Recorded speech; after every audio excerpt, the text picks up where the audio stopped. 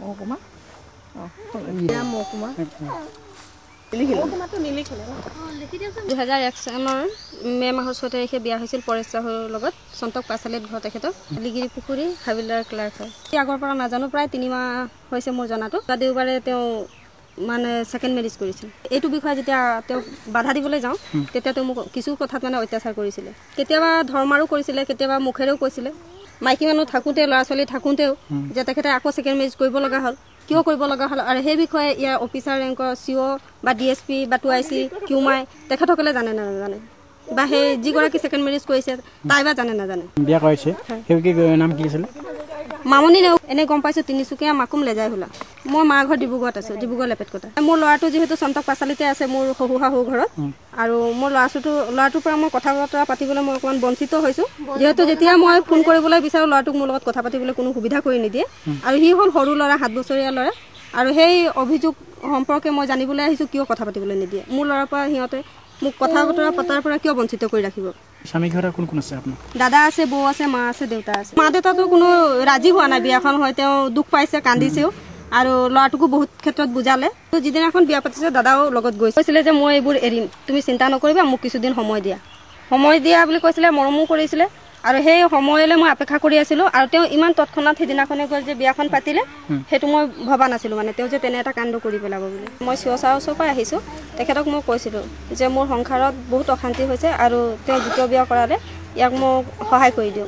তেখেতে ক'লে এতিয়াতো অলৰেডি বিয়াখন হৈ গ'ল বিয়াখন হৈ যোৱাৰ পিছততো আৰু একো কৰিব নোৱাৰি গতিকে মিলাজুলাৰ মাজেৰে থকা গতিকে মই শিৱসাগৰৰ ফালৰ পৰা এইটোৱে জ্ঞান উপলব্ধি কৰিব পাৰিছো যে তেখেতে 10 গৰাকী মাইকী মানুহ বিয়া কৰাব পাৰে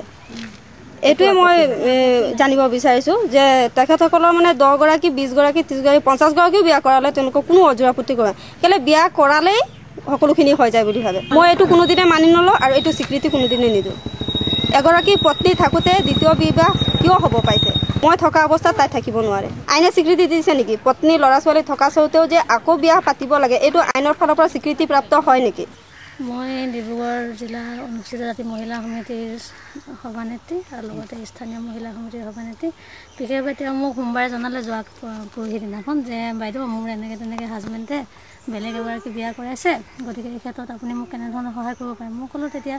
যদি এইটোতো তেওঁ শুদ্ধ কাম কৰা নাই এনেকুৱা এটা ভুল কৰাৰ কাৰণে আমি তেওঁৰ বিষয়ে তেওঁক জানিবলৈ যাম তেওঁৰ ওচৰত আৰু তেওঁলোকৰ যি অফিচাৰ আছে কামাণ্ডেণ্ট অফিচাৰ তেওঁকো আমি এই বিষয়ে সুধিম তেওঁ এই ক্ষেত্ৰত আমাক তেওঁ কেনেধৰণে ছোৱালীজনীক আমাৰ ফালৰ পৰা তেওঁলোকৰ ফালৰ পৰা এটা সুব্যৱস্থা দিব পাৰে সেইটো লৈ কিনে আমি আজি ডিব্ৰুগড়ৰ পৰা ইয়াতে উপস্থিত হৈছোঁ আমি আইনগতভাৱে দ্বিতীয় বিবাহ কৰাটো কোনো ধৰণৰ উচিত বুলি আমি নাভাবোঁ যদিহে মহিলাগৰাকী প্ৰথম বিবাহিতা মহিলাগৰাকী কোনো ধৰণৰ ধৰা ইয়াৰ ফিজিকেলি হেণ্ডিকেপ বা ল'ৰা ছোৱালী জন্ম দিব পৰা ক্ষমতা নাই কোনো ক্ষেত্ৰত যদি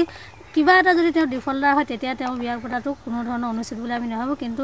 এগৰাকী সুস্থ সবল তিৰোতা ল'ৰা ছোৱালীৰ সৈতে ভৰপূৰ্ণ এখন সংসাৰ থকাৰ পিছত তেওঁ যে দ্বিতীয়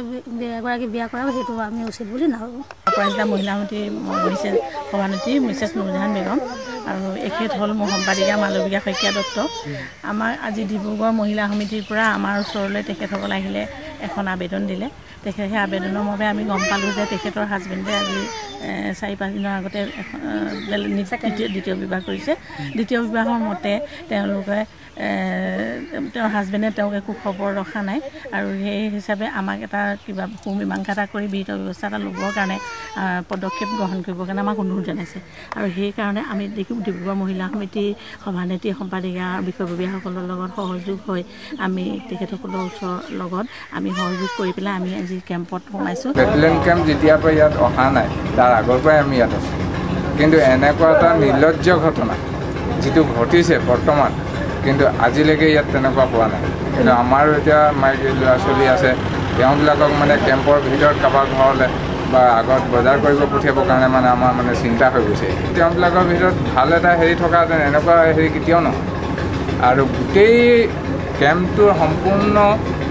মানে যিমানবিলাক মানে বেয়া কৰ্ম আছে গোটেই কৰ্মটো এই চাহুবিলাক মানুহজন যিজন হাবিলদাৰ চাহু তেওঁৱেই কৰি থাকে সদায় পাব্লিকে যে অতি সোনকালে এটা উচিত ভাল বিচাৰ কৰি পৰেশ চাহুক যাতে চাকৰিৰ পৰা নিলম্বিত কৰে তেনেকুৱা এটা সুব্যৱস্থা আমি বিচাৰিম